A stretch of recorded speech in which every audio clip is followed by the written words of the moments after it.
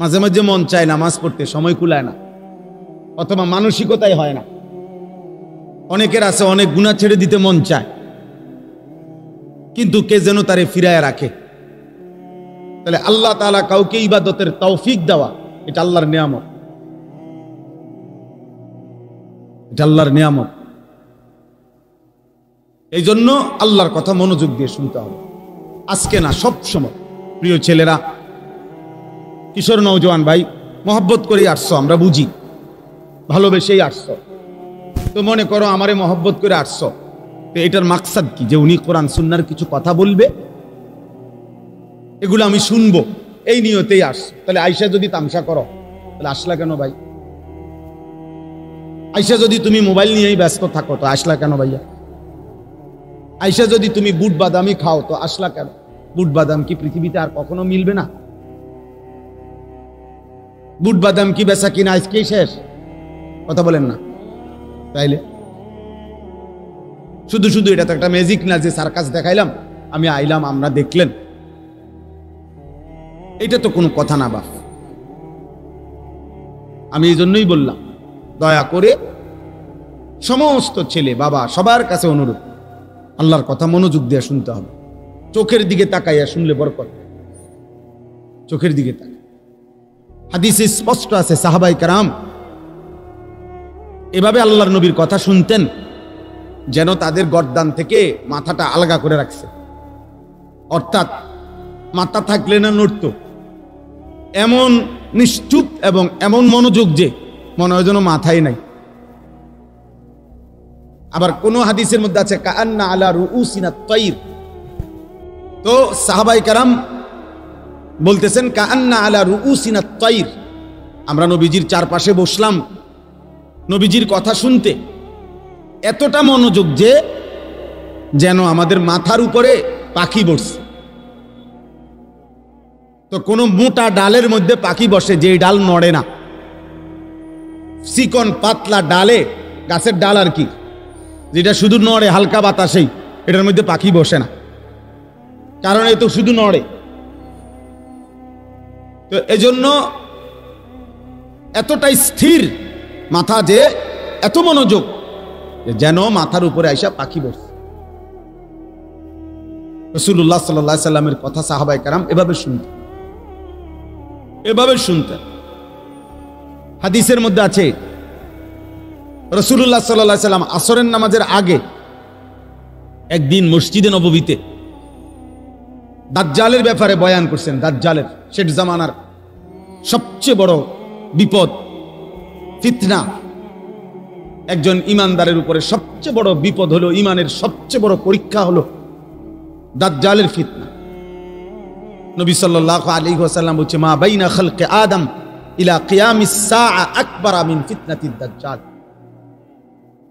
আদম সৃষ্টির পর থেকে কিয়ামত পর্যন্ত একজন মুমিনের জন্য দাজ্জালের চাইতে বড় কোনো ফিতনা নাই। নবী সাল্লাল্লাহু আলাইহি ওয়াসাল্লাম বলছেন। এই দাজ্জালের ব্যাপারে নবীজি আসরের নামাজের আগে বয়ান করছেন সাহাবাদের কাছে। দাজ্জালের সবচেয়ে বড় বিপদ হলো, দাজ্জাল মানুষকে ঈমান হরণ করে কোটি কোটি মুসলমানকে মাত্র 40 দিনের মধ্যে বেঈমান কাফের বানায় ফেলবে। একেবারে প্রকাশ্য কাফের, আচরণগত কাফের না, ডাইরেক্ট কাফের। কাফের বানায় ফেলবে। আর কোন মানুষের জন্য ঈমান হারা হওয়া সবচেয়ে বড় বিপদ। ভাত 2 বেলা না খাইলে কোনো সমস্যা নাই, মাটির ঘরে থাকলেও কোনো সমস্যা নাই, বিছনা খাট পালং সবার সমান না হইলেও অসুবিধা নাই, কিন্তু ঈমান হারা হইলে বড় অসুবিধা, বড় অসুবিধা। ঈমান হারা হয়ে কবরে গেলে অনন্তকালের জন্য জাহান্নামেই জ্বলতে হবে, আর কোনদিন মুক্তি মিলবে না, খালিদিনা ফিহা, অনন্তকাল। তো আল্লাহর নবী সাল্লাল্লাহু আলাইহি সাল্লাম এই দাজ্জালের ব্যাপারে সাহাবাদেরকে বর্ণনা করছেন আসরের নামাজের আগে। আর মিসলে আউয়ালে আসরের নামাজ পড়িলে মাগরিব পর্যন্ত, এখনো সৌদি আরবে আসরের নামাজের শুরু ওয়াক্ত নিয়া উলামায়ে কেরামের মধ্যে একটু ইখতিলাফ আছে, আমাদের হানাফি মাযহাব মতে এবং অন্য মাযহাব মতে। তো ধরে নিলাম তো সাহাবায়ে কেরাম আসরের নামাজ পড়ে নবীজি সাল্লাল্লাহু আলাইহি সাল্লামের সাথে, নবীজি সাল্লাল্লাহু আলাইহি সাল্লাম মসজিদ থেকে বের হইছেন, নিজের ব্যক্তিগত কাজ সেরে মাগরিবের নামাজের পূর্বে নবীজি আবার মসজিদে আসছেন। কিন্তু এই 2-2.5 ঘন্টা টাইমে নবীজি ফিরে এসে দেখছেন ওই আসরের নামাজের আগে সাহাবাদের যাকে যেখানে দেখছিলেন বসা, সে হুবহু ওইখানেই বসে আছে, এক সুতা নড়েও নাই। আল্লাহর নবী সাল্লাল্লাহু আলাইহি সাল্লাম অবাক হয়ে গেছেন, আরে তোমরা এত লম্বা টাইম আসরের পরে বের হও নাই, তোমরা মসজিদেই বসে রইছো, এখানেই যার যার জায়গায়। এই কথাটা বলতেছিলাম আমি। সাহাবায়ে কেরাম উত্তর দিলেন, ইয়া রাসূলুল্লাহ সাল্লাল্লাহু আলাইহি সাল্লাম, আসরের নামাজের পূর্বে আপনি দাজ্জালের ব্যাপারে যেই বয়ান করছেন, এতে করে আমাদের কলিজার মধ্যে এমন ভয় ঢুকছে, মনে হচ্ছে মসজিদ থেকে বের হলেই দাজ্জাল ঈমানটা নিয়ে নিবে। এই ভয়ে যে যেখানে আছি এখানে বসেই রইছি, মাগরিবের আজান পর্যন্ত আর উঠি নাই, যেন দাজ্জাল ঈমানটা না নেয়। এই ছিল সাহাবায়ে কেরামের মনোযোগ, সাহাবায়ে কেরামের বুঝ এবং সাহাবায়ে কেরামের আমল। যে এখন শুনছে অথচ তারা জানে নবীজির হায়াতে দাজ্জাল বের হবে না, নবীজি বলছে, কিন্তু এরপরেও এতটা ভয় করছেন। এই জন্য দোস্ত, কোন বক্তা আসলো, সবাই মিলে হুড়াহুড়ি করে দেখে গেলাম, সবাই যার যার মতো ফিরে গেলাম, যে যেমন আছি তেমনই রয়ে গেলাম। প্রিয় ভাই আমার, এতে তেমন কোনো ফায়দা নাই। জনপ্রিয়তা একটি ধোঁকা, এটা ধোঁকা, এটা অজব, আত্মমুগ্ধতা, তরিকতের ভাষায়, তাসাউফের ভাষায় এটা অন্তরের একটি মন্দ রোগ। এই যে মানে আমার এখন অনেক জনপ্রিয়তা, আমার অনেক ভক্ত, নিজের কাছেই নিজে অবাক হওয়া, অথবা অন্যরাও মনে করা কারো কোনো জনপ্রিয়তা দিয়ে বক্তারও কোনো লাভ নাই, শ্রোতারও কোনো লাভ। এটা স্পষ্ট মনে রাখতে হবে। আজকে যদি আমারে বাংলাদেশের 1 কোটি মানুষ না 10 কোটি মানুষ আমারে যদি চিনে, তা আমার কবর রাজাব মাপত তো লাভ হলো কি? তাহলে আমার জনপ্রিয়তা দিয়ে আমার কি লাভ হলো? তা আমি এই জনপ্রিয়তা দিয়ে ঘাসনি কাটু? বলে বলেন। তারপরে এবার আপনারা বলেন, মনে করেন আমার 1 কোটি মানুষ চিনে, তা আপনার কি লাভ? চিনে আমারে না, তা আপনার কি তা? বলো, একটা ছেলে বলো, বাবা তোমার কি লাভ? আমারে চিনে আরি বুঝলাম, মনে করো আমার 10 কোটি মানুষ চিনে, তো তোমার কি হইছে? তোমার ফায়দা কি? আমারে চিনলে তোমার কি? আমারে না চিনলে তোমার সমস্যা কি? আমি কি তোমার ভাত খাই? তাই এই জন্য বুঝাইলাম, জনপ্রিয়তা দিয়ে বক্তারও কোনো ফায়দা নাই, শ্রোতারও কোনো কি নাই, ফায়দা নাই। ফায়দা ওই এক জিনিসেই, ঈমান এবং আমল। ঈমান এবং আমল, ঈমান এবং আমল, এটাই বাঁচার মাধ্যম, এটাই মুক্তির মাধ্যম। আমার জন্য, আপনাদের জন্য, ছেলেরা তোমাদের জন্য, বয়স্ক বাবা আপনাদের জন্য। আমরা হিসাব মিলাই দিলে হইতো না, আমি আপনার উপরে খুশি, আপনি আমার উপরে খুশি, তাহলে তো আমরা মিলে দিলে ব্যস্ত নাকি? হ্যাঁ, না না, মিলে দিলে কুমিল্লা, ব্যস্ত না। আমাদের দেশে কয় মিল্লা জিল্লা কুমিল্লা। তার মানে আপনি আমারও টাকা 500 দিচ্ছেন, আমি আপনার চা বন খাওয়াইছি, আমরা মিল্লা গেলে হবে না। আমাদের প্রত্যেককেই আলাদা আলাদা। ওয়াকুল্লুহুম আতিহি ইয়াউমাল কিয়ামাতি ফারদা। আল্লাহ তাআলা বলেন, তোমাদের প্রত্যেককেই কিয়ামতের দিন আমি আল্লাহর সামনে একজন একজন, ফারদান আই ওয়াহিদান, আমি আল্লাহর সামনে এসে দাঁড়াতে হবে। ওয়া কুল্লুহুম আতিহি ইয়াউমাল কিয়ামাতি ফারদান, আই কি ওয়াহিদান, একজন একজন একজন একজন একজন একজন। বাপ সন্তানের সাথে আসবে না, সন্তান বাবার সাথে আসবে না, স্বামী স্ত্রীর সাথে আসবে না, স্ত্রী স্বামীর সাথে আসবে না, ভাই বোনের সাথে যাবে না, বোন ভাইয়ের সাথে আসবে, বন্ধু বন্ধুর সাথে আসবে না। ইয়াউমা ইয়াফিরুল মারউ মিন আখিহি ওয়া উম্মিহি ওয়া আবিহি ওয়া সাহিবাতিহি ওয়া বানি। ভাইয়া অন্যদিকে তাকায়ও না ভাই, ওরা ওরা বসবে, যারা বসার তারা বসবে। নওজোয়ান এদিকে তাকাও। তাইলে আল্লাহ তাআলা বলেন হাসরের ওই কঠিন ময়দানে ভাই ভাই থেকে পলায়ন করবে, মা পলায়ন করবে, বাবা পলায়ন করবে, স্ত্রী পলায়ন করবে, সন্তানগুলো পলায়ন। এরপরে আর থাকে কি? এরপরে আর কে থাকে? লিকুল্লি ইমরিইম মিনহুম ইয়াউমাইদিন শা'নুন ইউগনি। আল্লাহ তাআলা বলেন প্রত্যেকেই নিজেকে নিয়ে ব্যস্ত হবে। ইয়া রাব্বি নফসি নফসি, ইয়া রাব্বি নফসি নফসি। আদম থেকে ঈসা, ১৬ লাখ আম্বিয়া, ১৬ লক্ষ নবী কিংবা বেশি কম, এক বন্ধু ব্যতীত, এক মদিনার বন্ধু ব্যতীত সমস্ত আম্বিয়ায়ে কেরামও বলবে ইয়া রাব্বি নফসি নফসি। আল্লাহ আমাকে বাঁচান, আমাকে বাঁচান, আমাকে বাঁচান, আমাকে বাঁচান। হযরত ইব্রাহিম আলাইহিস সালাম ইসমাঈলকে দেখবে, ডাকবে না, কিতাবে আছে। হযরত ইয়াকুব আলাইহিস সালাম ওনার ছেলে ইউসুফ আলাইহিস সালামকে দেখবে, কিন্তু ডাকবে না। অথচ এটা সেই ইউসুফ দুনিয়ার হায়াতে যিনি এই ছেলের ভালোবাসায় 40 বছর চোখের পানি ফেলছে। ওয়াবিয়াদ্দাত আইনাহু মিনাল হুজন ফাহুয়া কাযীম। কোরআনে আল্লাহ বলছে ইউসুফের বিরহে কানতে কানতে ইয়াকুবের 2টা চোখ সাদা হয়ে গেছে, অন্ধ হয়ে গেছে। কিন্তু আজকে হাসরের মাঠে দেখার পরেও ডাকবেন।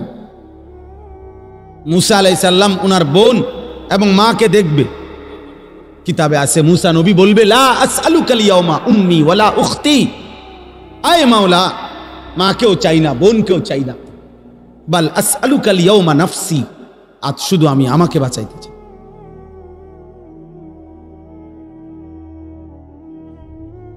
জিব্রাইলের মতো ফেরেশতাও বলবে ইয়া রাব্বি সাল্লিম সাল্লিম, আয় আল্লাহ আমাকে নিরাপদ রাখেন, আমাকে নিরাপদ। রব্বি লা তুখজিনি ইয়াউমা ইউবআসুন।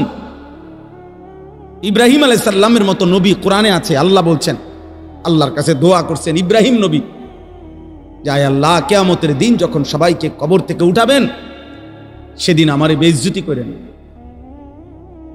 রব্বি লা তুখজিনি, হাসরের দিন, কিয়ামতের দিন।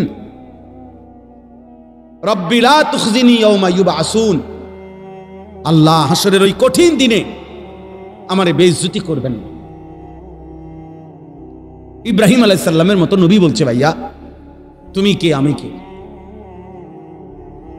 তুমি আমি কে? আল্লাহ তাআলা কোরআনুল কারীমের মধ্যে বারবার বলছে বন্ধু আমার, আপনি আখিরাত দিবসের ভয় দেখান। ওয়া আনযিরিন নাস, মানুষকে আপনি ভয় দেখান, আখিরাতের ভয় দেখান। কোরআনুল কারীমের মধ্যে আছে আখিরাত হাসরের ময়দানের আযাব দেখে জাহান্নামী বলবে রব্বানা আখিরনা ইলা আজালিন করিব নুজিব দাওয়াতাকা ওয়া নাত্তাবিউর রাসূল। আল্লাহর কাছে বলবে নাফরমান, যে আল্লাহ দুনিয়ায় একটু সময়ের জন্য ফেরত যেতে দেন, এবার যদি দুনিয়ায় ফিরতে পারি আপনার সব কথা মেনে নেব, আপনার রাসূলের কথাগুলো মেনে নেব। আল্লাহ তাআলা বলবেন না বান্দা, ইতিপূর্বে দুনিয়ায় থাকাকালীন তুমি ভেবেছিলে এমন একটা হাসরের দিন হবে না, আর তুমিও মনে করছিলা তোমার এই সুখ আর নিয়ামত, তোমার এই মাতবুরি আর অহংকার, তোমার এই যৌবন আর সুস্থতা, মা লাকুম মিন জাওয়াল, এগুলো আর কোনোদিন শেষ। তুমি এই ফুর্তিতে আর এই তামসাতেই, হায় নওজোয়ান তোমরা ভেবেছো এটা তুমি আর কোনোদিন বুড়া হইবা না। তুমি ভেবেছ তুমি কোনোদিন হাড্ডি গোশত তোমার আর কোনোদিন দুর্বল হবে না। তুমি ভেবেছ তুমি কোনোদিন কবরে যাইবা না। তুমি এটাই মনে করছো, এটাই ভেবেছ। তুমি মনে করেছো বন্ধুদের এই আড্ডা অনন্তকাল, এই রং তামাশার এই ফুর্তি অনন্তকাল। আমার কাছে কিতাব আছে, ইজাদ ওয়াজাআত সাকরাতুল মাউত বিল হক, এটা আরবি কিতাব, এটার নামে এটাই আমি পড়ছি এখানে, এটাই আমি আলোচনা করতে চাচ্ছি অল্প একটু। ওইখানে আছে হযরত ওমর ইবনে আব্দুল আজিজ রাহমাতুল্লাহি আলাইহি, বিশ্ববিখ্যাত খলিফা ছিলেন, ইসলামের ইতিহাসের শ্রেষ্ঠ একজন মুসলিম শাসক ওমর ইবনে আব্দুল আজিজ, যাকে ইসলামের পঞ্চম খলিফা বলা হয়। অনেক বড় নেককার বুজুর্গ ছিলেন। ওই কিতাবে লিখছে উনি মাঝে মাঝে কবরস্থানে যাইতেন, আর কবরস্থানের দিকে তাকাইয়া নিজে নিজে বলতেন, ইয়া মাউতু মাজা ফাআলতা বিল আহিব্বা, হে মৃত্যু, হে কবর, বলো না আমার বন্ধুদের সাথে তুমি কি করেছো, আমার বন্ধুরা কোথায়? আইনাল আহবাব আইনাল আসদিকা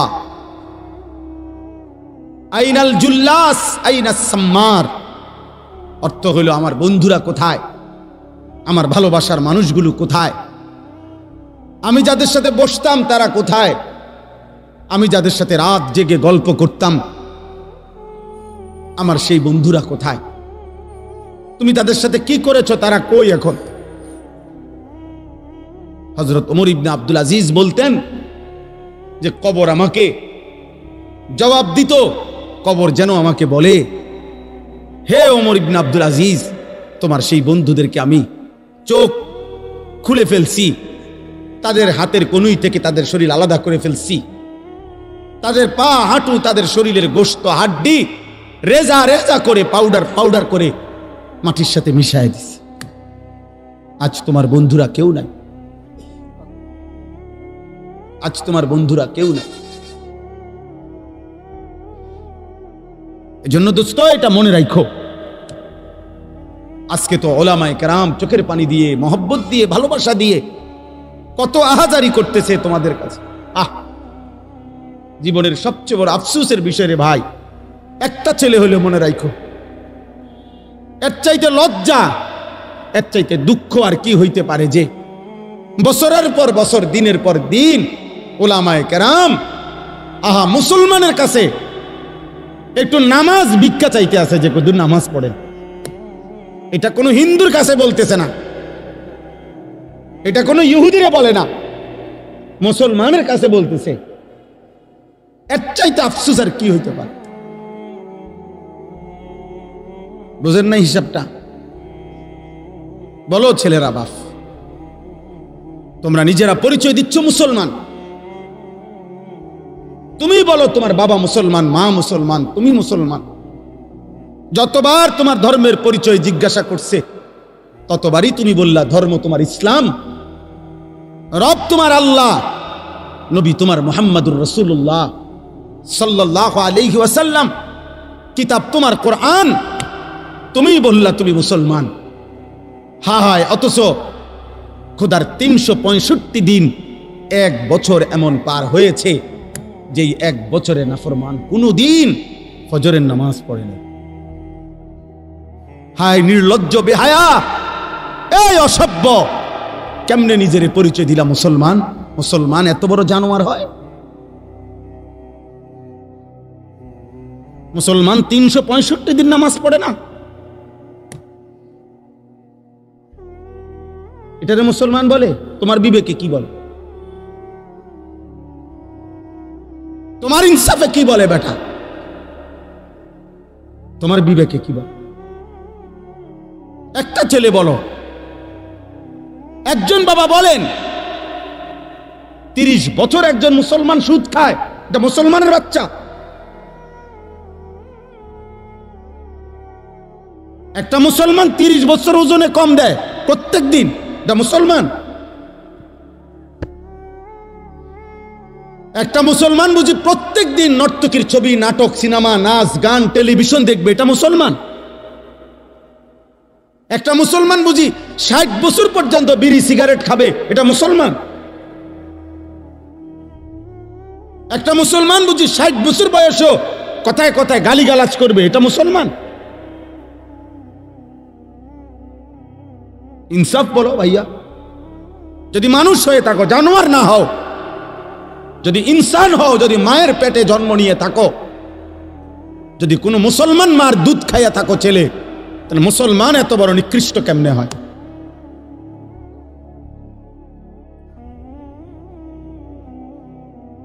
বলো ভাই।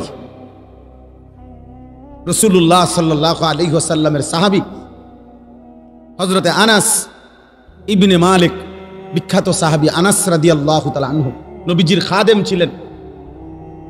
এই সাহাবী আনাস রাদিয়াল্লাহু তাআলা আনহু ওমর রাদিয়াল্লাহু তাআলা আনহুর জামানায়, হযরতে ওমর যখন ইসলামের দ্বিতীয় খলিফা ছিলেন, তখন পারস্যে একটি যুদ্ধে মুসলিম সাহাবারা যুদ্ধের ময়দানে সাহাবায়ে কেরাম একটানা 24 ঘন্টা, মানে সারা দিন যুদ্ধ করছে, সারা রাত যুদ্ধ করছে। ঘটনাচক্রে ফজরের মুহূর্তে যুদ্ধের ময়দানের অবস্থা এমন তীব্র ছিল যে কোনোভাবে চূড়ান্ত মুখোমুখি দুশ্মনে আর মুসলমানের সাহাবেরা এভাবে ভিতরে ঢুকে গেছে যে যুদ্ধের তীব্র লড়াই চলতেছিল। ওই কিতাবে স্পষ্ট সব তারিখে আছে। ফজরের নামাজ ওয়াক্ত চলে যাইতেছে, কিন্তু মুসলিম সাহাবীরা যুদ্ধের ময়দানে যুদ্ধটা শেষ করতে পারতেছে না কোনোভাবে। কিন্তু ওনারা তীব্র আক্রমণ কইরা শেষ পর্যন্ত যখন আল্লাহ মুসলমানদের বিজয় দিছে, কিন্তু ঘটনাচক্রে এরই মধ্যে সূর্য উঠে গেছে, ফজরের ওয়াক্ত শেষ হয়ে গেছে। সাহাবায়ে কেরাম সূর্য উঠার পরে গিয়া ফজরের নামাজ কাজা করছে। এই একবার আমি নিজে ইতিহাসের নির্ভরযোগ্য কিতাবে পড়ছি ভাই। কিতাবে আছে হযরত আনাস রাদিয়াল্লাহু তাআলা আনহু পরবর্তীতে মৃত্যু পর্যন্ত, আনাস রাদিয়াল্লাহু তাআলা আনহু লম্বা হায়াত পাইছিলেন, উনি অনেক হায়াত পাইছে, 90-এর ঊর্ধ্বে। পরবর্তী একেবারে বৃদ্ধ অবস্থায়ও যখনই ওনার কাছে ওই যুদ্ধের ঘটনা বলতো, মুসলমানদেরকে আল্লাহ বিজয় দিছেন, উনিও ছিলেন ওই যুদ্ধে, উনি অজরে কাঁদতে শুরু করতেন, কসম খোদার। তো অন্যান্যরা যখন জিজ্ঞেস করতো যে আনাস রাদিয়াল্লাহু তাআলা আনহুকে, সাহাবী আপনি এই যুদ্ধের কথা বললেন, কাঁদেন কা? এই যুদ্ধে তো মুসলমানদের পরাজয় হয় নাই, বিজয়ী হয়েছে, আপনি কাঁদেন কেন? উনি বলছে আল্লাহর কসম, এটাই তো সেই যুদ্ধ যেই যুদ্ধ জীবনে আমার একবার ফজরের নামাজ কাজা করে ফেলছে।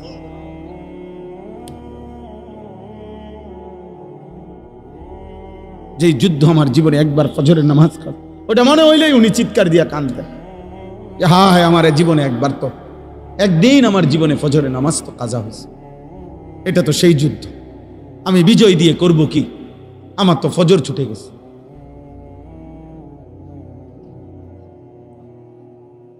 পুরা হায়াতে একদিনের একটি ফজরের নামাজ কাজা হয়েছে, ছেড়ে দেয় নাই। এর জন্য দোস্ত এই পরিমাণ কাঁদছেন যে মৃত্যু পর্যন্ত কাঁদছেন, মৃত্যু পর্যন্ত এই কথা মনে রাখছেন। 18 বছর 20 বছরের প্রিয় ভাই, কিশোর নওজোয়ান সন্তান আমার 16 বছরের সন্তান আছে, তাইলে তোমরা যাদের বয়স 16, তুমি আমার সন্তান, তুমি আমার সন্তান। আমি তোমারে বললাম 18 বছর 20 বছরের ছোট ভাই, তোকে আমি বললাম, জানতে চাইলাম তোমার কি মনে আছে মোট তোমার এই পর্যন্ত কতগুলো ফজরের নামাজ ছুটে গেছে?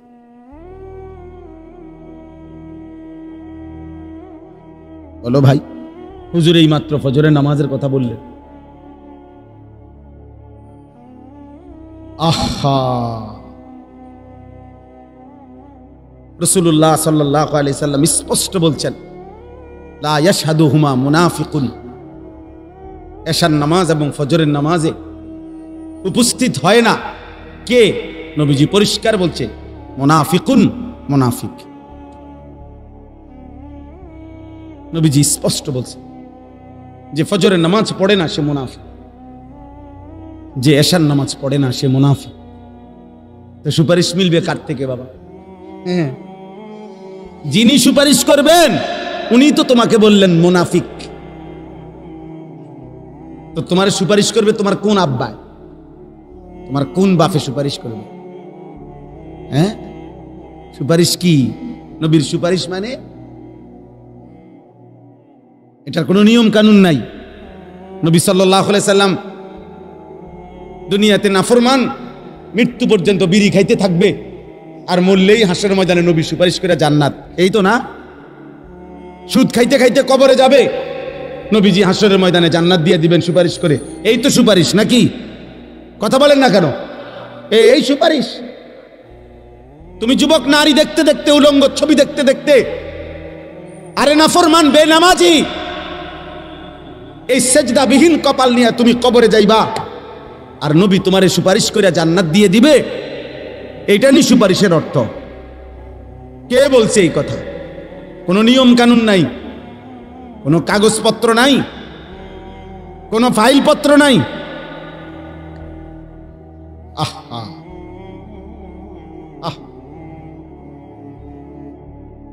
ধোকা দিছে অনেকের, যে কতক্ষণ ডুললে আর গজল গাইলে আর দুয়ান জিলাপি খাইলে আর মুখে শুধু কইবা বিড়ি খাও আর সিগারেট খাও, সুদ খাও আর ঘুষ খাও, বেডি তোমার পর্দা করুক বা না করুক, হালাল হারাম মানো আর না মানো, শুধু কইবা নবীরে ভালোবাসি। এটা মুখে কইলে সারব, এটা মুখে কইবা, শুধু এটা মুখে শুধু বলবা, গুনাহ ছাড়তে হবে না, বন্দেগী করতে হবে না, এমনি এমনি সুপারিশ হয়ে যাবে। সুপারিশের মানে এই হাউজে কাউসারের পানি আপনি সাপকলের পানি আপনি সিপ দিবেন আর পানি ফিরে যাব, এটার জন্য কোনো কাগজপত্র দেখাইতে হবে না, এটার জন্য কোনো আমলনামা দেখাইতে হবে না। তাহলে এই জন্য একটা ছেলেকে বললাম, একজন বাবাকে বললাম, যারা ফজরের নামাজ, আমার শায়েখ, আমার হুজুর, আমার উস্তাদ, আমার মুরব্বী বলছেন, আমি এই জন্য ওই কথার তাকিদ করলাম। ফজরের নামাজ মুমিনের নামাজ, ফজরের নামাজ দ্বারা, প্রিয় ভাই ছেলেরা, বাবা শোনো বাপ, এটা কঠিন কিছু না, মোটাই কঠিন কিছু না। 4টা রাকাত নামাজ কঠিন না, একটা মোবাইলে অ্যালার্ম দিয়ে রাখলেও উঠা যাক, আবার ঘুমাও ফজরের পরে, লাগলে তোমার ঘুম বাকি থাকলে তুমি আবার ঘুমাইও। ফজরের নামাজ পড়ার চেষ্টা না করলে, বিশ্বাস করেন এটা জরুরি বিষয়, এটা জরুরি বিষয়। ফজরের নামাজ অভ্যস্ত হইতেই হবে। রাসূলুল্লাহ সাল্লাল্লাহু আলাইহি ওয়াসাল্লাম বলছেন এটা, যে ফজর পড়ে না সে মুনাফিক। হযরত আব্দুল্লাহ ইবনে ওমর রাদিয়াল্লাহু তাআলা আনহুমা বলছেন, নবীজির জামানায় ফজরের নামাজের অনুপস্থিতি দেখে আমরা মুনাফিক চিনতাম। হযরত আব্দুল্লাহ ইবনে মাসউদ বলছে, নবীজি সাল্লাল্লাহু আলাইহি সাল্লাম কারো ঈমানের ব্যাপারে সন্দেহ করলে তাকে ফজরের নামাজে তালাশ করতেন, যদি ভাবতেন সে মুনাফিক কিনা, তাহলে তাকে ফজরের নামাজে তালাশ করতেন। 2 দিন 3 দিন ফজরে অনুপস্থিত দেখলে নবী বলতেন, হ্যাঁ আমি এমনটাই ভাবছিলাম যে আসলে সে মুমিন না মুনাফিক।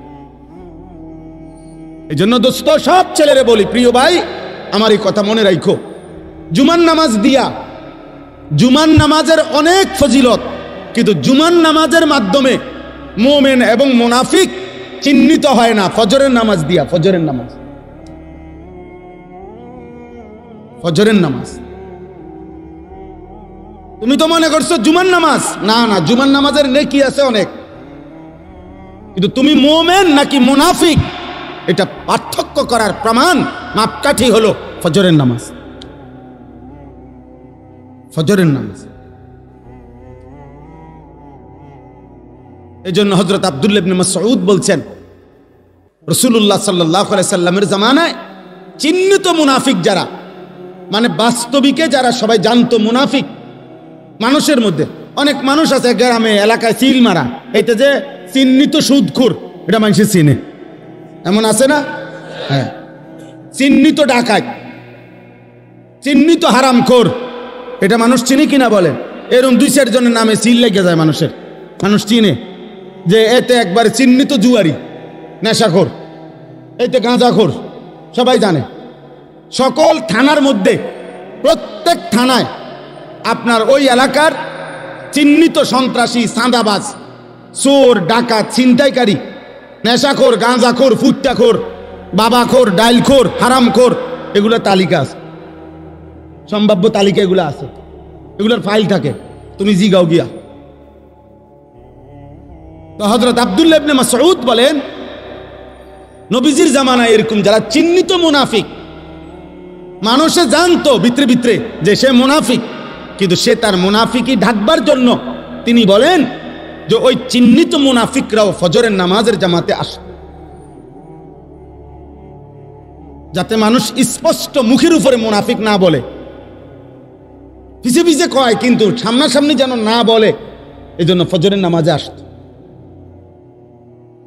আব্দুল্লাহ ইবনে উবাই মদিনার মুনাফিকদের সর্দার ছিল, সে প্রথম কাতারে নামাজ পড়ত যাতে মানুষে মুনাফিক না ডাকে। এই জন্য দোস্ত অনুরোধ করলাম, ফজরের নামাজ বিজয়ের নামাজ, ফজরের নামাজ ইনকিলাব, পরিবর্তনের নামাজ। আজকে এই জন্য আমার হুজুরের ওই কথার থেকে আমিও গুরুত্ব দিলাম। তোমরা একটা একটা ছেলে, মনের আমার কাছে কিতাব আছে গাড়িতে, আরবি মোটা কিতাব, ওই কিতাবের মধ্যে লিখছে ইহুদিদের ধর্মগ্রন্থ তাওরাতের মধ্যে আছে, এই কথাটা মনোযোগ দিয়ে শোনো, ইহুদিদের তাওরাত কিতাবের মধ্যে আছে মুসলমানদের ওই জামাত, মুসলমানদের ওই দলের দ্বারা ইহুদিদের চূড়ান্ত পতন হবে, ইহুদিরা চূড়ান্তভাবে ধ্বংস হবে। কিতাবে লিখছে তাওরাতের ভবিষ্যৎবাণী হলো আল্লাযীনা কানু ফি সালাতিল ফজরি কাসালাতিল জুমআ, মুসলমানদের যেই জামাত ফজরের নামাজে ওই পরিমাণ, জুমার নামাজে যেই পরিমাণ।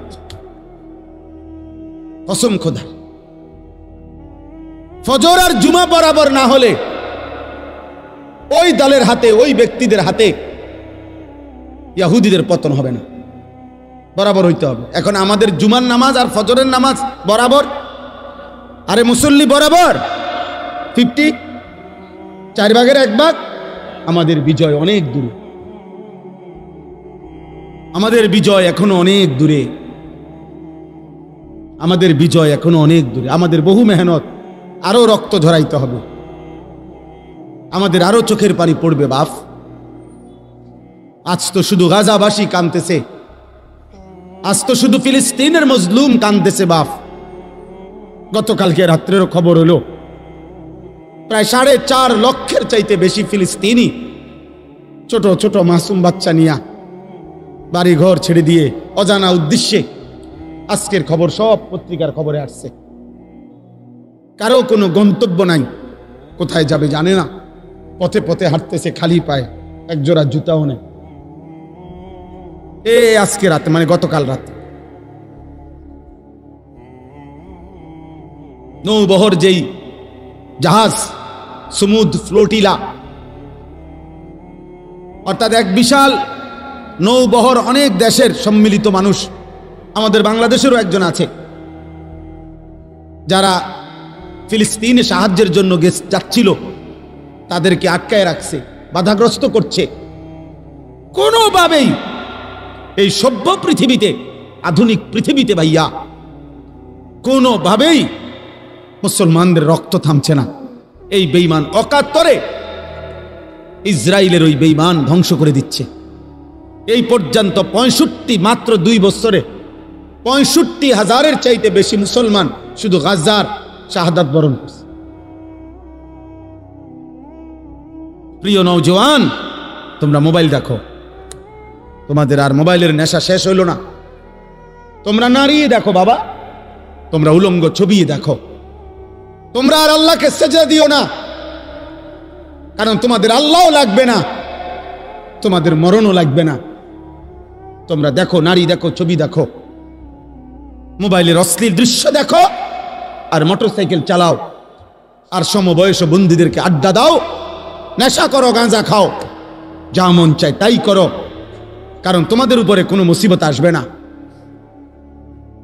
তোমাদেরকে শয়তান বলে দিছে, তোমাদেরকে ইবলিস বলে দিছে, তোমাদেরকে শয়তান বলে দিছে যে তোরা ঘাবড়াইস না, তোরা নাফরমানি করতে থাক, আমি দেখব তোদেরকে। হ্যাঁ, ইন্নামা ইয়াদউ হিজবাহু লিয়াকুনু মিন আসহাবিস সাঈর। আল্লাহ বলছে শয়তান তার দল বলকে ডাকতেছে প্রতিদিন যেন সকলে মিলে জাহান্নামী হয়, জাহান্নামী হয়। দুশ্মন আমাদেরকেও ছাড়বে না রে বাপ, আমাদেরকেও ছাড়বে না। আমাদের পার্বত্য চট্টগ্রাম হাতছাড়া হওয়ার পথে। আমাদের পার্বত্য চট্টগ্রাম বাংলাদেশের এই 3টা জেলা, রাঙ্গামাটি, বান্দরবন, খাগড়াছড়ি সহ ওই সাইড যে কোনো মুহূর্তে হাতছাড়া হওয়ার পথে। এই যে এই পরিমাণ একটি ঘটনাকে কেন্দ্র করে খাগড়াছড়িতে আজকে কয়দিন টানা 24 ঘন্টা মারামারি, হানাহানি, গোলযোগ, আগুনে পুরানো হচ্ছে বাংলাদেশে। বাংলাদেশে বাংলাদেশে বাংলাদেশ যে কোনো কেউ বাংলাদেশের ম্যাপ কে বুঝবো, কারে বুঝাইবো? মোবাইল টিপাই তো তোমার সময় হয় না, বুঝবা কি তা? বাংলাদেশের মানচিত্র দেখলেই বোঝা যাবে এই কোনা দিয়া পার্বত্য চট্টগ্রাম। এটা এমন একটা জিনিস যেটা কেচি দিয়া যদি এমনি কাইটা দেয় এটা আলাদা হয়ে যাবে, বাকি এটা থাকবে যেই কোনো সময় কেচি দিয়ে কাটার মতো। বাংলাদেশের 10 ভাগের 1 ভাগ হলো এই 3টা জেলা, আর বাকি 61টা জেলা বাংলাদেশের 9 ভাগ। বিশাল অঞ্চল, জেলা যদিও 3টা, এরিয়া অনেক বড়, বিশাল বড় এরিয়া। পার্বত্য চট্টগ্রাম যদি হাতছাড়া হয় তো কক্সবাজার সমুদ্র সৈকত সহ সেন্ট মার্টিন সব হাতছাড়া হয়ে যাবে। আর কিছুদিন পরে দেখবা উত্তরবঙ্গ নাই, রংপুর বিভাগের 8টি জেলায় প্রতিদিন খোদার কসম প্রতিদিন মুসলমান খ্রিস্টান হচ্ছে। একদিন, বেশি দিন আর লাগবে না, বিখ্যাত থালা যখন হাতে নিবা তখন আর মোবাইলের এমবিও থাকবে না, আর তোমার মোবাইলের আব্বাও থাকবে না, তোমার ফেসবুকও থাকবে না, ইউটিউব। আমি দায়িত্ব নিয়ে বলছি, বুঝে শুনে বলছি। আমি দিন রাত 24 ঘন্টা আমার মূল ফিকির, মূল কাজ, মূল মেহনত মুসলমানের নওজওয়ানকে নিয়ে ভাবা। তোমরা ভিক্ষা করবা, ভিক্ষা করবা বললাম, কেউ তোমার প্লেটে একটা ভিক্ষাও দিবে না। গাজাবাসীর সন্তান, তুমি দেখো আজকের খবর নাও, ওরা জানে না, ওরা এই ছোট ছোট বাচ্চা, এক এক বাচ্চার কাঁধের মধ্যে, পিঠের মধ্যে, হাতের মধ্যে বাটি, বক্স, গাঁটটি, কত কিছু বোঝা, পায়ে জুতা নাই। ও জানে না ও কোথায় যাচ্ছে।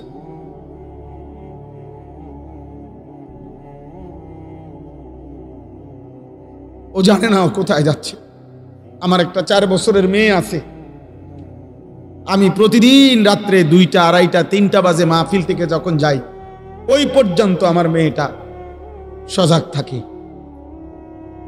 আমি গেলে কিছুক্ষণ আদর করলে, বুকে জড়ায় ধরলে, আদর করলে, আমার লগে কিছু কথা থাকে তার, ও তার ভাই বোন অন্যগুলার নামে বিচার দেয় আমার কাছে, ওই মারছে, এই করছে, সেই করছে, এগুলা শুন না আদর করে দিলে তোই আমার মেয়ে ঘুমায়। তো গাজার 4 বছরের বাচ্চা মেয়ে হতো এমন, ও তো বাবার আদর চায়, মায়ের আদর চায়। ও জানে না ওর গন্তব্য কোথায়। সে যদি মেয়েটা যদি, বাচ্চা ছেলেটা যদি তার মাকে বলে, মা কোথায় যাচ্ছি আমরা, কি বলবেন?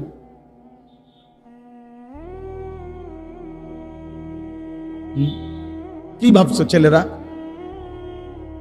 আমরা তোমাকে চেহারা দেখলেই তো বুঝি। অধিকাংশই মাগরিবের নামাজ পড়ো নাই,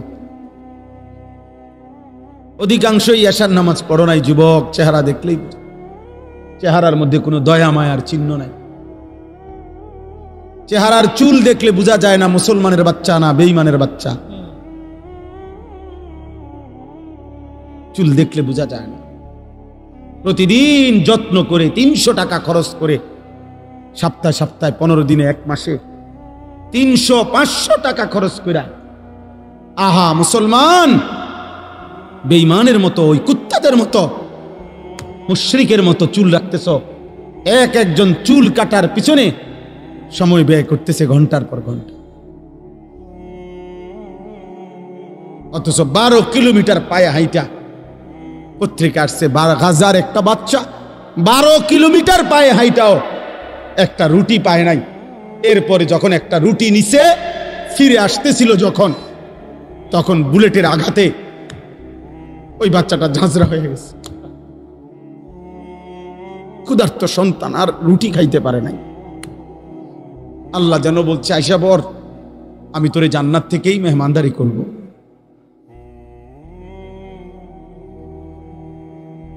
আমি তোকে জান্নাত থেকেই মেহমানদারি করব। এই জন্য বাপ, আমি একজন ছেলের আশায় আছি। আমি কোনো প্রার্থী না, আমার কোনো মার্কা নাই, আমি কোনো নির্বাচনী জনসভায় আসি নাই। আমি আশা করি কোনো একজন ছেলেও যদি ভাবো যে আমার বদলানো দরকার, আমার আল্লাহর সাথে, আমাদের আল্লাহ ছাড়া আগেও কেউ ছিল না, আগামীতেও কেউ নাই। আমরা বেঈমানদের মতো সমপরিমাণ। আমরা যদি 200 কোটি মুসলমানও রাত দিন মাড়ি গাড়ি পরিশ্রম করি, তারপরও কাফের মুশরিকদের সমপরিমাণ দুনিয়া, অর্থ সম্পদ, ক্ষমতা, অস্ত্র সরঞ্জাম আমাদের হবে না। আমি বললাম এটা হবে না। আল্লাহ যদি কাফের চাইতে বেশি পরিমাণ দুনিয়া ইমানদারদেরকে দিত, তো নবী মুহাম্মদকেই দিত। কথা বোঝো নাই? রাসূলুল্লাহ সাল্লাল্লাহু আলাইহি সাল্লামকেই দিত, কারণ উনার চাইতে বেশি তোমারে ভালোবাসে। কথা বলে না? নবীজির চাইতে বেশি ভালোবাসে তোমারে। তো যেদিন আল্লাহর নবী পেটে ক্ষুধার কষ্টে 2টা পাথর বাঁধছিলেন, সেদিন আল্লাহ ছিলেন? কথা বলে না? আরে আল্লাহ ছিল কিনা বলো না? যেদিন নবীজি সাল্লাল্লাহু আলাইহি সাল্লামের দান শহীদ করা রক্তে উহুদের প্রান্তরে পড়েছিলেন ঘন্টার পর ঘন্টা, সেদিন আল্লাহ ছিল? তো তুমি বুঝো না? দুনিয়া মিলবে না বেঈমানের মতো। আমরা যদি বিল্ডিং বানাই 30 তলা, তো বেঈমান স্বাভাবিক বিল্ডিং বানাবে 150 তলা। তুমি ওই পর্যন্ত যাবে কোন দিন? তোমার বিল্ডিং যেদিন হবে 330 তলা, ওদের বিল্ডিং হয়ে যাবে 200 তলা। হ্যাঁ হ্যাঁ, এই জন্য হবে না। আমাদের মাধ্যম একটাই, আমাদের আল্লাহ। আমাদের মাধ্যম, আমাদের সম্পর্ক, আমাদের রাত গভীরের কান্না, আমাদের চোখের পানি, আমাদের সাথ এবং আল্লাহর মদদ, এটাই আমাদের বিজয়ের মাপকাঠি। তাহলে এখন আমার দুঃখের কথা এটাই শুধু, যে না আমাদের কাছে সমপরিমাণ কাফের মুশরিকদের সমপরিমাণ অস্ত্র ক্ষমতা কিছুই নাই। আবার আমরা আল্লাহর সাথে সম্পর্ক ছিন্ন করে ফেলতেছি। নামাজও পড়ি না, রোজাও রাখি না, হারাম করে যে 30 বছর হারাম খায়, এটা কি সুদখোর, তে প্রতিদিন হারাম খাচ্ছে, প্রত্যেক দিন ওজনে কম দেয়। যার স্ত্রী বেপর্দা, এই অসভ্য মহিলা প্রতিদিন বেপর্দা। যার ঘরে টেলিভিশন চলে, তার ঘরে প্রত্যেক দিন নাটক, সিনেমা, নর্তকীর ছবি চলে। কিরে ভাই, আল্লাহর সাথে আমরা এইভাবে সম্পর্ক বিচ্ছিন্ন করলাম কেন? তাহলে আল্লাহর সাথেও আমরা সম্পর্ক ছেড়ে দিলাম। তোমরা ছেলেরা নামাজও পড়ো না, সেজদাও করো না, আবার দুনিয়ায় বাঁচবার জন্য কাফেরদের সমপরিমাণ অস্ত্র ক্ষমতা সম্পদ এটাও তো তোমাদের নাই, তো টিকবা কেমনে? না আল্লাহ আছে তোমার, না তোমার দুনিয়াবি সম্পত্তি আছে, তো কিছুই তো নাই, তো তুমি বাঁচবা কেমনে? আগামী দিনে টিকবা কেমনে? তোমরা আগামী দিনে টিকবা কিভাবে? কি মনে হয় ইসরায়েল ফিলিস্তিনের সমস্ত মুসলমান হত্যা করলে আর কারো উপরে আক্রমণ করবে না? তো কথা বলে না কেন? না না না, আর করবে না। এরা বলে দিছে যে শুধু আমাদের ক্ষোভ শুধু গাজার মুসলমানের উপরে, বাকি সব মুসলমান আমাগো বন্ধু। তাহলে তাহলে বলো ভাই, বলো। এই জন্য দয়া করে আমাদের আল্লাহ ছাড়া কেউ নাই। আমাদের খবর, আমাদের কথা শুনবার মতো আমাদের আল্লাহ। আমাদের খবর নেবে একজনই, তিনি আল্লাহ। তিনি আল্লাহ। আমাদের দুনিয়া শেষ না, আমাদের মৃত্যু, আমাদের কবর, আমাদের আখিরাত, আমাদের হাসর, এটা আমাদের মূল টার্গেট। মূল টার্গেট। হাকিমুল উম্মত মুজাদ্দিদুল মিল্লাত হযরত মাওলানা শাহ আশরাফ আলী থানভী রাহমাতুল্লাহ আলাইহি, ওনার মুনাজাতের মধ্যে আছে, আজীবন উনি যেই মুনাজাত করতেন আমাদের কওমি মাদ্রাসাগুলোতে শেখানো হয়, ওইখানে আছে একটা লাইন, এটাও হাকিমুল উম্মত বলতেন, কোন পৌঁছেগা হামে তেরে সওয়া। আয় আল্লাহ, আপনি ছাড়া আমাদের কথা জিজ্ঞাসা করে কে? আমগো খবর নেয় কে? আমগো খবর নেয় কে? ইসরায়েলের ওই প্রধানমন্ত্রী নেতানিয়াহু দুনিয়াবি কোন দেশকে, কোন সংস্থা, কোন সংঘ কাউকে পাত্তা দেয় না। ওই দিন জাতিসংঘে সে যখন বক্তব্য দিতে দাঁড়াইছে নেতানিয়াহু, সব দেশের প্রেসিডেন্ট অধিকাংশই চলে গেছে সব জাতিসংঘের সদর অফিস থেকে, হলরুম থেকে, মানে তার বক্তব্যের মুহূর্তে সব উঠতে চলে গেছে। এখন আমি মাত্র ওয়াজ করতে বইলাম, আর আপনারা যদি সব উঠটা জানগা আমার দেখা, তাহলে আমার কাছে এটা প্রেস্টিজে লাগবে কিনা? কথা বলে না কেন? আমার লজ্জা লাগবে না যে এটা ইন্নারিল্লাহ, আমার এটা করলোটা কি? এত বড় বেইজ্জতি আইন না? কিন্তু ওই বেঈমান প্রায় 100 দেশের প্রেসিডেন্ট বের হয়ে গেছে, কিন্তু সে 1 মিনিটের জন্য লজ্জিত হয় নাই, বরং সে তার পুরা বক্তব্য জাতিসংঘের সদর দফতরে সে বক্তব্য পেশ করছে এই ইসরায়েলের প্রতি, এবং সে বুঝাইছে পরিষ্কার, সারা পৃথিবী একসাথে এক মাঠে বললেও আমি গাজার উপরে 1 সেকেন্ডের জন্য আক্রমণ থামাবো না, থামাবে না বলছে। অর্থ হইল জাতিসংঘ ওরা চালায়, পৃথিবীর সমস্ত সংবাদ সংস্থা ওরা চালায়, পৃথিবীর মাল্টিন্যাশনাল আন্তর্জাতিক যত কোম্পানি ওরা চালায়, আমেরিকার প্রেসিডেন্ট ইহুদিদের সিদ্ধান্তে হয়, সারা পৃথিবীর সমস্ত কলকাঠি নাড়ে ইহুদিরা। বাহ্যিকভাবে তাদের ক্ষমতাই যে তুমি আমি যে কাউকে চাইলে মিনিটের মধ্যে গুম করে ফেলবে, পৃথিবীর থেকে নিশ্চিহ্ন করে দিবে। আর এটা আমরা মাথায় রেখেই চলি, হারায় গেলে হারায় গেলাম, অসুবিধা কি? মরে গেলে মরেই গেলাম, মরে যাও, তার কোনো শরমের কিছু না। কথা বলে না? কিন্তু ওরা কাউকে পাত্তা দেয় না।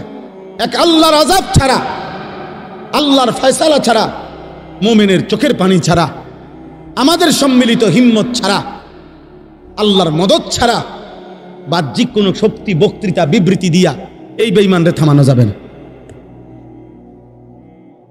ফেরাউনরে বক্তৃতা দিয়ে নি থামাইছে না মহান আল্লাহর গজব দিয়ে? নমরুদকে বক্তৃতা দিয়ে নি থামাইছে না আল্লাহর গজব দিয়ে? হ্যাঁ, তো সেই মালিককে তো বলতে হবে, আল্লাহর কাছে তো চাইতে হবে, আল্লাহকে তো সেজদা দিবে। চলো ভাই, আজকে নিয়ত করি আমরা সবাই দিল থেকে আমাদের মৃত্যু, আমাদের কবর, আমাদের আখিরাত, এটা আমাদের মূল বিষয়। সবাই মিলে নিয়ত করো। কিশোর ছেলেরা, আমার আশা ভরসার এক কেন্দ্রস্থল নওজোয়ান, তোমরা সিদ্ধান্ত নাও, এমনটা কইরো না বাপ, নিজেদেরও ক্ষতি হবে, ইসলামেরও ক্ষতি হবে, মুসলমানদেরও ক্ষতি হবে। বাপ, তুমি আল্লাহ চাহে তো তোমাদের যাদের বয়স 16, 18, 20, 22 বছর, বাবা তোমরা তো আল্লাহ চাহে তো বিয়ে করবা, আল্লাহ যদি হায়াত দেয় তো, আল্লাহ যদি দেয় তোমাদেরও সন্তান হবে একদিন ইনশাআল্লাহ, আল্লাহ যদি বাঁচায় তোমাদেরকে। তুমি ভেবে দেখো বাপ, আগামী 20 বছর পরে যদি তুমি বা তোমার পরিবার, বংশধর, সন্তানের নিরাপত্তা না থাকে, কি হবে বাপ? গুনাহ তো আযাব টেনে আনে। কোরআনুল কারীমে আছে কিনা, আল্লাহ এটা বারবার বলছে কিনা, আমাদের সমস্ত আযাব গজব দুনিয়াতে যা হয় কিসের কারণে? গরু ছাগলের গুনার কারণে। কার গুনাহ? কার গুনাহ বলেন না? মানুষের গুনাহ। বিমা কাসাবাত আইদিন নাস, মানুষের হাতের কামাই। বিমা কাসাবাত আইদিকুম, আল্লাহ বলছে তোমাদের হাতের কামাই। আমাদের গুনাহ না গরু ছাগলের গুনাহ?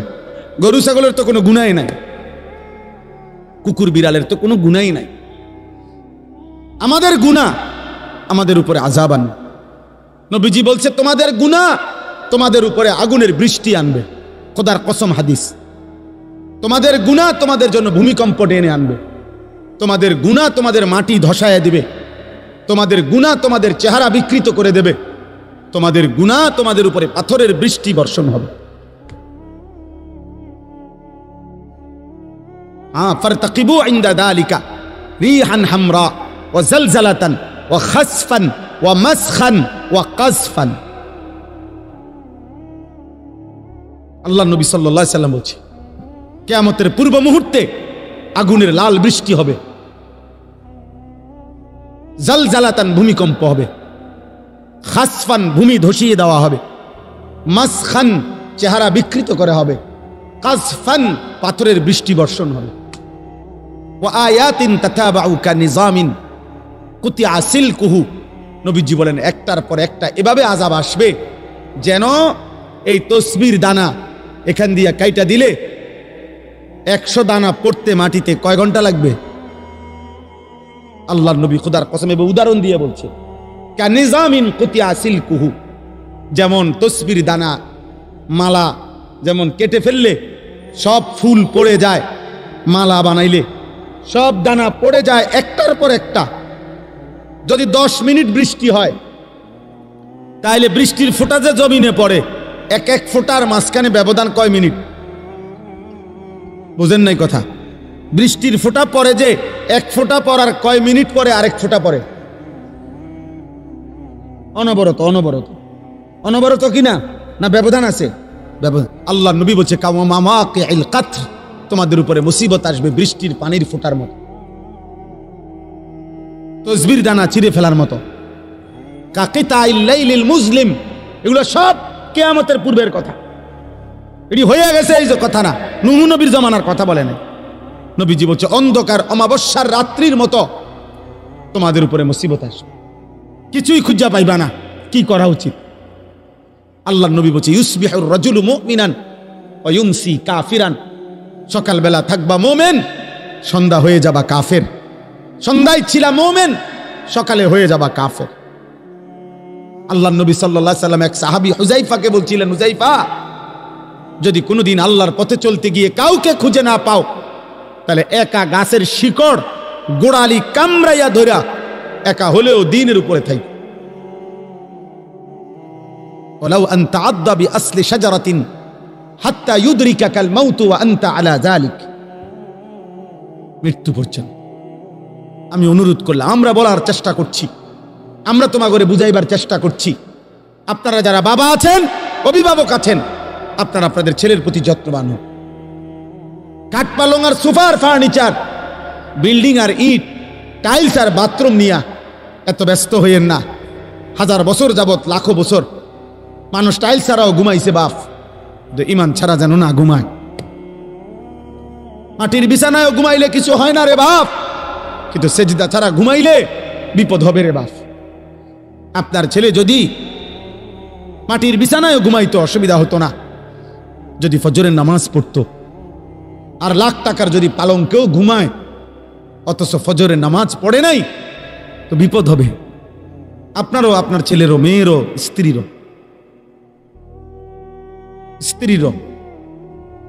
অতএব দয়া করে 2 কথা বললাম। এক, প্রিয় ভাই তোমরা মনে রাখো, বাবা যদি আগামীর পৃথিবী নিরাপত্তা, আমাদের জানমালের নিরাপত্তা হতে হয়, আমাদের আল্লাহর সাথে সম্পর্ক ছাড়া হবে না। শুধু বাংলাদেশের একটা দল 2টা দল নিয়ে ভাবলে হবে না, সারা পৃথিবীর দিকে খেয়াল রাখতে হবে। সারা পৃথিবীর কাফের শক্তি যেই কোনো মুহূর্তে পৃথিবীর যেই কোনো অঞ্চলের মুসলমানদের উপরে আক্রমণ করার জন্য প্রস্তুত। আর একবার শুরু করলে আরেকবার ঘুরে দাঁড়াইতে কষ্ট হয়ে যাবে। আজকে ৭৬ বছর যাবত ফিলিস্তিনের মুসলমান ইসরায়েলের হাতে রক্ত দিচ্ছে, এটা হলো ঐতিহাসিক তথ্য। আজকে ৬১ বছর যাবত রোহিঙ্গা মুসলমানরা বার্মার বৌদ্ধ কাফেরদের হাতে রক্ত দিচ্ছে।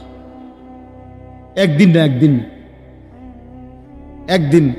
আজকে ৭৬ বছর যাবত কাশ্মীরের মুসলমান ইন্ডিয়ার বেঈমানদের হাতে রক্ত দিচ্ছে। একদিন না দোস্ত, এই জন্য একবার কাটিয়ে ফিরে গেলে আরেকবার সোজা হইয়া দাঁড়াইতে অনেক সময় লাগবে, অনেক সময় লাগবে, অনেক সময়। এই জন্য এটা একটা বিষয়, আগামী প্রজন্ম নিরাপদ থাকতে হলে তোমরা নামাজ পড়তে হবে। আমার একটা কথা, একটা ছেলে কল্পনা করো, মনে করেন সবাই ভাবেন তো যে এইখানে মনে করেন যদি 10,000 সাহাবী মদিনার কল্পনা করেন নবীজির যুগটা, একটা মিনিট মনে মনে ভাবেন তো আপনারা যে আমাদের নবী সাল্লাল্লাহু আলাইহি সাল্লামের জামানায় মনে করেন 10,000 সাহাবী নবীজির সামনে বসা, কয় হাজার?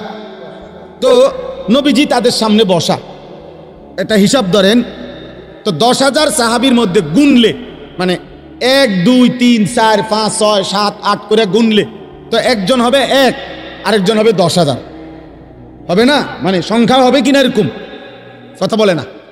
কিন্তু প্রশ্ন হলো এখন আমার যে এবার আমরা কল্পনা করেন তো 1 নম্বর জন মনে করেন সামনে বইছে, আর 10,000 নাম্বার যার সিরিয়ালে উনি মনে করেন একদম পিছনে। তো এই 10,000 সাহাবীর সামনে কল্পনা করেন যে ফজরের নামাজ পড়তো কয়জন, কয় পার্সেন্ট? কথা বুঝছেননি আমার? 5 ওয়াক্ত নামাজ পড়তো কয় পার্সেন্ট? কথা বলে না। হারাম থেকে বেঁচে থাকতো কয় পার্সেন্ট? হালালের উপরে চলতো কয় পার্সেন্ট? তো বিজয় তাদের হবে না, তো আমগুনি হবে। এবার আমরা এখানে হিসাব করি, এখানে আমরা যদি 1000 মানুষ হই তো এবার আমাদের হিসাব করেন, গুনেন, আমরা গুনেন ফজরের নামাজ কয় পার্সেন্ট? মোবাইলে নারী দেখে না, ছবি দেখে না, উলঙ্গ দৃশ্য দেখে না, এমন কয় পার্সেন্ট? হ্যাঁ বলেন, ইনসাফ করেন। তাহলে আমাদের বিজয় আসবে কেমনে ভাই? সাহাবায়ে কেরাম হারাম থেকে বেঁচেছেন শতভাগ, আল্লাহর বন্দেগী করছেন শতভাগ।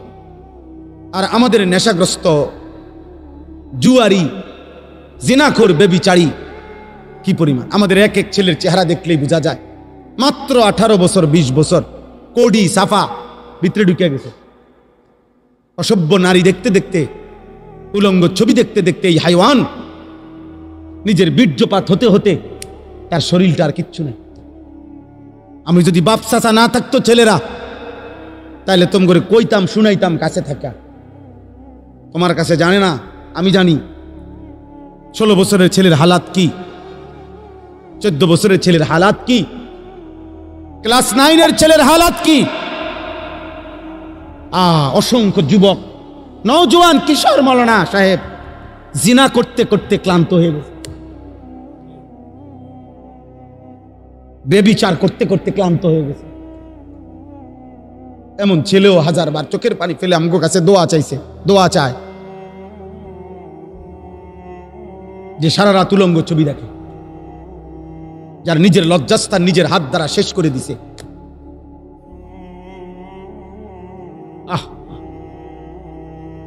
কোন মানুষের শরীরের স্বাস্থ্য, শক্তি, শৌর্য সবকিছুই শেষ করে দিচ্ছে। কি পরিমাণ সন্তান, কি পরিমাণ মানুষ নেশাগ্রস্ত দেখেন। আল্লাহ তাআলা যেটাকে স্পষ্ট হারাম করেছেন, নেশার যেই কোনো জিনিস প্রিয় যুবক, 1 বিন্দু এটাও হারাম, 1 বালতিও হারাম। আল্লাহ নবী সাল্লাল্লাহু আলাইহি সাল্লাম একটা কথা শুধু বলি, মারাত্মক ভয়ঙ্কর একটা কথা আছে। নবীজি বলছে মান শারিবাল খামরা, যে মদ পান করে, নেশা করে, গাঁজা খায়, বাবা খায়, ইয়াবা ট্যাবলেট নেয়, এরকম নেশাগ্রস্ত, খোদার কসম আল্লাহ নবী বলছে তার বড় 2টা ক্ষতি হয়। 1 নাম্বার হলো মান শারিবাল খামরা, যেতে ব্যক্তি নেশা করে, আল্লাহ নবী সাল্লাল্লাহু আলাইহি ওয়াসাল্লাম বলছে তারাকাস সালাহ, সে টোটাল নামাজ ছেড়ে দেয়, তার আর নামাজ পড়ার তৌফিক হয় না। কিন্তু এরপরের কথাটা আরো জঘন্য, এটা বলতেও আমার কলজাটা কাঁপে। নবী সাল্লাল্লাহু আলাইহি ওয়াসাল্লাম বলছে নেশাগ্রস্ত ব্যক্তি অচিরেই ওয়াকা আলা আম্মাতিহি ওয়া খালাতিহি, আপন চাচি, মামি, ফুফি, খালা, চাচাতো বোন, মামাতো বোন, ফুফাতো বোন, খালাতো বোন, এমন নিকট আত্মীয়র সাথে জিনা এবং ব্যভিচার করতে আগ্রহী হয়।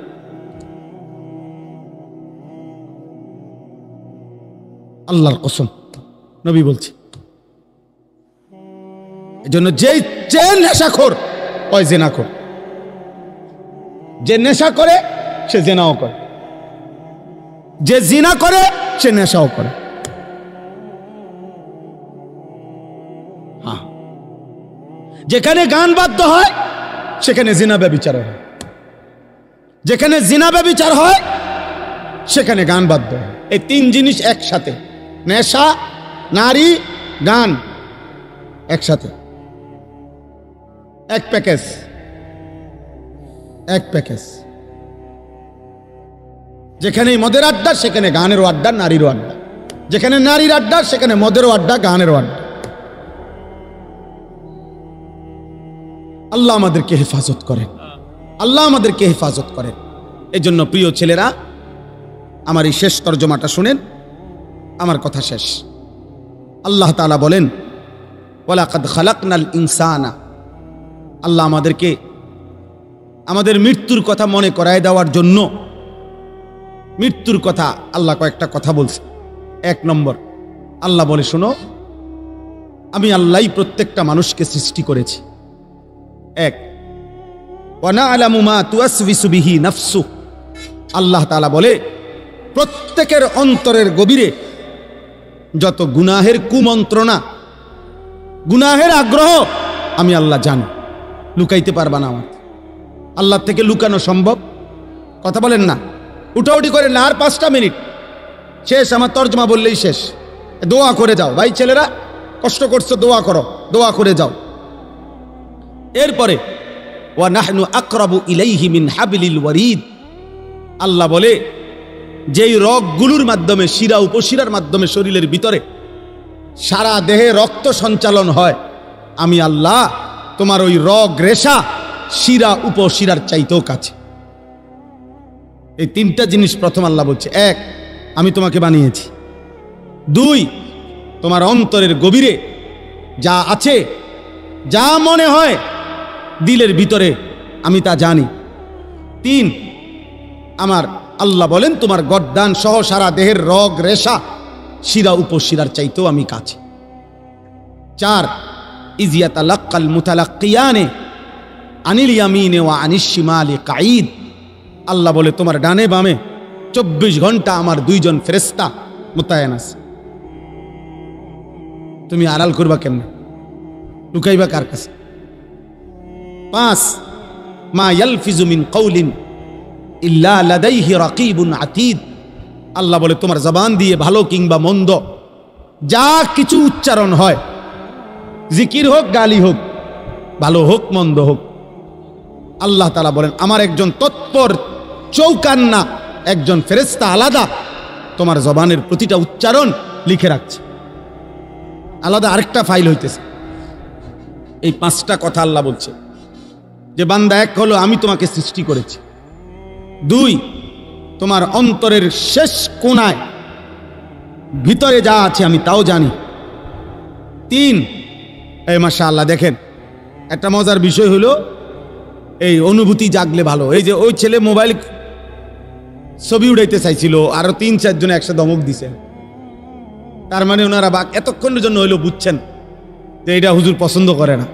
মাশাআল্লাহ, আল্লাহ আপনার ঘরে বরকত দান করে। সবাই একটু একটু করে কইলেও হবে, সবাই একটু একটু করে বললে হতো। বাপ যদি চোখের এক ফোঁটা পানি ফেলেও যদি ছেলেটাকে বলতো, বাপ তোরে কষ্ট করছে, আমি ছোট্টবেলার থেকে বাপ আদর করে করে বড় করছি রে বাপ, তুমি আমার আল্লাহর নাফরমানি করো না বাপ, তুমি নামাজ পড়ো। একজন স্বামী ইচ্ছা করলে প্রয়োজনে স্ত্রীর কাছে 1 ফোঁটা চোখের পানি ফেলেন, ফেলে বলেন, বিবি তোমার আমি অনেক ভালোবাসি, তুমি আল্লাহর ওয়াস্তে বেপর্দা হইও না, তুমি বেনামাজি থাইকো না রে। নিয়ত করো, চলো আমরা 2জন একসাথে নামাজ পড়ে যেন আখিরাত আমরা 2জনই জান্নাতি হই। হাদিসের মধ্যে আছে, জান্নাতি বান্দাকে যদি, আরে মিয়া 70,000 না, যদি 70 কোটি জান্নাতের হুরও দেওয়া হয়, তারপরেও দুনিয়ার স্ত্রী যদি জান্নাতি হইতে পারে, খোদার কসম ওই স্বামীর জন্য দুনিয়ার স্ত্রীর তৃপ্তির চাইতে, সুখের চাইতে 70 কোটি হুরের সুখ বেশি হবে না। হালাল স্ত্রী যতটা আনন্দময় হবে। হ্যাঁ, কারণ সে যুদ্ধ করে কষ্ট সহ্য করে জান্নাতি হইছে, আর হুর তো জান্নাতেই তৈরি হয়েছে। এই জন্য 70 কোটি না 70,000 কোটি হুরের চাইতেও দুনিয়ার স্ত্রী দামি, যদি সে জান্নাতি হয়। আল্লাহ কোরআনে বলছে উদখুলুল জান্নাতা আনতুম ওয়া আজওয়াজুকুম তুহবারুন। বাহ, আল্লাহ বলছে জান্নাতে হাসরের ময়দানে আল্লাহ বলবে তোমরা তোমাদের স্ত্রী যাদের নেককার, তোমরা তোমাদের বিবিদেরকে সাথে নিয়ে তোমরা হাসতে হাসতে উদখুলুল জান্নাহ, জান্নাতে ঢোকো, জান্নাতে ঢোকো। এক লগেই তো ঢুকতে দিছিল, স্বামী স্ত্রীর এক লগেই তো দিছিল। ইয়া আদম উসকুন আনতা ওয়া যাওজুকাল জান্নাহ, এক লগেই তো থাকতে দিছিল। আদম এবং হাওয়া এক লগে থাকতে দিছিল না? হ্যাঁ, বুঝা গেল স্বামী স্ত্রী নেককার হলে এই মজাটাই আলাদা, এই জান্নাতটাই আলাদা। আল্লাহ আমাদেরকে তৌফিক দান করে। ওয়াজাআত সাকরাতুল মাউত বিল হক। আল্লাহ বলেন, এই দেখেন শেষ কথাটা বোঝেন। আল্লাহ বলে বান্দা তোমাকে আমি বানিয়েছি, আমি তোমার ভিতরেরটাও জানি, আমি তোমার শিরা উপশিরা রগ রেশারও কাছাকাছি। আমার 2 জন ফেরেশতা তোমার ডানে বামে, আমার আরেকজন ফেরেশতা তোমার জবানের সব লিখে রাখে। এই ব্যবস্থাপনার এই বেষ্টনীর ভেতরেই একদিন ভালো করো আর মন্দ করো, কাজে লাগাও আর নষ্ট করো, এই অবস্থায় একদিন সত্য সত্য তোমার মৃত্যু যন্ত্রণা শুরু হয়ে যাবে আর তোমার মৃত্যু হয়ে যাবে। যালিকা মা কুনতা মিনহু তাহিদ, যেই মৃত্যু থেকে তুমি পলায়ন করতে চেয়েছিলে, যেই মরণ তুমি চাও নাই কোনোদিন, তুমি না চাইলেও সেই মরণ একদিন চলেই আসবে। আসবে তো? কথা বলেন না? অতএব আপনি বুদ্ধিমান হন আর বেকুব হন, চালাক হন আর বোকা হন, আপনি মরে যাবেন। আপনি হাসেন কিংবা কাঁদেন, মরে যাবেন। সুখে থাকেন কিংবা দুঃখে থাকেন, মরে যাবেন। 3 বেলা খানা খান আর উপাস থাকেন, মরে যাবেন। রাজপ্রাসাদের অট্টালিকায় থাকেন আর জীর্ণ কুঠির কুড়ে ঘরে থাকেন, মরে যাবে। মরতেই হবে বাপ, চলে যেতেই হবে। হবে? কথা বলেন না কেন? হবে হবে। অতএব দোস্ত, আল্লাহ এটাই বলছে, বান্দা খামখেয়ালি করো না। অনুফিখা ফিস সূর যালিকা ইয়াউমুল ওয়াঈদ। আল্লাহ তাআলা বলেন ইসরাফিল ফু দিবে আর হাসরের মাঠ কায়েম হবে। আর হাসরের মাঠই ইয়াউমুল ওয়াঈদ, যেই মাঠের যেই দিনের ব্যাপারে তোমাদেরকে ভয় দেখানো হয়েছিল যে আখিরাতের হাসরের আযাব বড় কঠিন, সেটা কায়েম হবে। ওয়াজাআত কুল্লু নাফসিম মাআহা সাইকুম ওয়া শাহীদ। আল্লাহ বলেন প্রত্যেকটি মানুষকে 2 জন ফেরেশতা হাসরের ময়দানে নিয়ে আসবে। 2 কাঁধের 2 ফেরেশতা, একজন পিছনে থাইকা সামনে আগাইতে থাকবে তাকে, যে আগে বারো আমি পিছনে আছি, আর আরেকজন আমল নামার ফাইলটা হাতে রাইখা তার সাথে সাথে থাকবে। সাইক যিনি, উনি পিছনে থাকবে। শাহিদ যিনি, উনি আমল নামাটা হাতে নিয়ে আল্লাহর সামনে এই ব্যক্তির ব্যাপারে সাক্ষ্য দিবে। আপনি ভাববেন কোথায়? গাঁটটা চাই একটা চটকোনা দিব ফেরেশতা দেব, বাতের ভূত কই যাও? হ্যাঁ, বাঘও কই? পিছনেও একজন আছে, সাথেও আমি আছি, কই যাবা? আসো, হাসরের ময়দানে আসো। ইয়াউমা ইদিন ইয়াসদুরুন নাসু আশতাতা লিইউরাউ আমালাহুম। আসো, আমল নামা দেখতে আসো। এখন দেখবা, এখন দেখবা ফিডা কারে কয়, এখন দেখবা লাত্তি কারে কয়, এখন দেখবা নারীর মজা, এখন বুঝবা জিনার মজা, এখন বুঝবা নেশার বোতলের মজা, এখন বুঝবা। এক এক লাত্তি দিয়ে দিয়া যখন জাহান্নামে ফেলবে। হ্যাঁ হ্যাঁ, আমি মজাক করে বলছি, লাত্তি দিয়ে দিয়ে জাহান্নামে ফেলবে। জাহান্নামে কোনো জাহান্নামীকে হাঁটাইয়া নেওয়া হবে না, লাত্তি দিয়ে দিয়ে নেওয়া, ধাক্কা দিতে দিতে নেওয়া হবে। কোনো জাহান্নামী স্বাভাবিক হেঁটে জাহান্নামেও যেতে পারবে না, লাথি দিতে দিতে নিবে, ধাক্কা দিতে দিতে। খুযূহু ফাগুল্লু সুম্মাল জাহিমা সাল্লু। সর্বশেষ আল্লাহ বলেন লাকাদ কুনতা ফি গাফলাতিন মিন হাদা। বান্দা, এই মৃত্যু থেকে তুমি পলায়ন করেছিলে, গাফেল ছিলে, তুমি মনে করছিলে তুমি মরতা না, ফাকাশাফনা আনকা গিতাআকা ফাবাসারুকা আল-ইয়াওমা হাদীদ। মৃত্যুর মাধ্যমে, কথাটা এটা বোঝেন, এটার অর্থটা সংক্ষেপে, মানে কোনো ব্যক্তি মৃত্যুবরণ করে মানে হলো তার চোখটা বন্ধ হয়। তো চোখ বন্ধ হলে আমরা মনে করি বেটার চোখ বন্ধ হয়ে গেছে, অতএব সে আর কিছুই দেখবে না, মরে গেছে। আল্লাহ বলে, না বান্দা, চোখ বন্ধ করলে বাহ্যিক দৃষ্টিতে তুমি দেখছো মরা গেছে, এই দুনিয়া আমি, কিন্তু এইবার কবরে নিয়া আমি আল্লাহ এই চোখের এই পর্দা সরাইয়া দেব। এইবার ফাবাসারুকা আল-ইয়াওমা হাদীদ, এবার তোমার চোখ হয়ে যাবে এতটা পরিষ্কার যে কবরের থেকে তুমি জান্নাত পর্যন্ত দেখবে অথবা জাহান্নাম।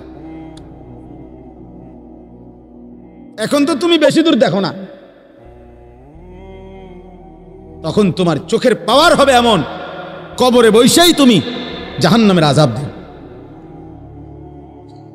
আর এভাবে যতদিন কিয়ামত না হবে ততদিন তুমি কবরে থাইকেই ছটফট করবা জাহান্নামের ওই আযাব দেখা।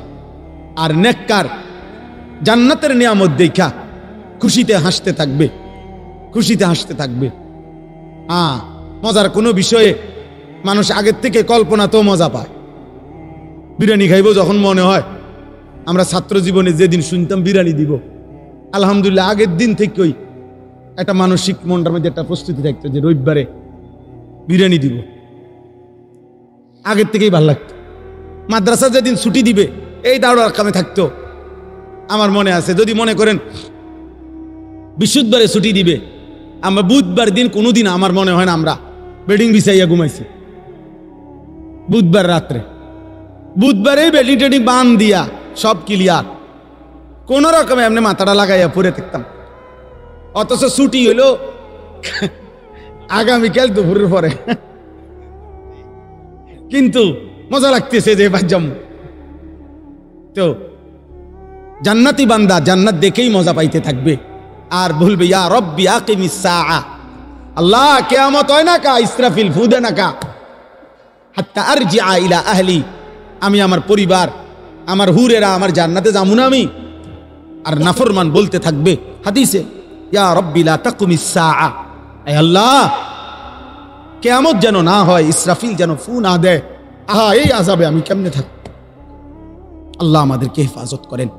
অতএব প্রিয় ভাই, একটা ছেলেকে অনুরোধ করছি, দোস্ত আমি অনেকক্ষণ বললাম, ছেলেরা আমার একটা ছেলেকে অনুরোধ করলাম, নষ্ট হইও না, নষ্ট হইও না। নারীর ফান্দে জীবন শেষ করে দিও না, মোবাইলটার দিয়া জীবনটা নষ্ট করে দিও না। একটা মোটর সাইকেলের জন্য এমন সুন্দর একটা যুবক নষ্ট হয়ে যায়ও না।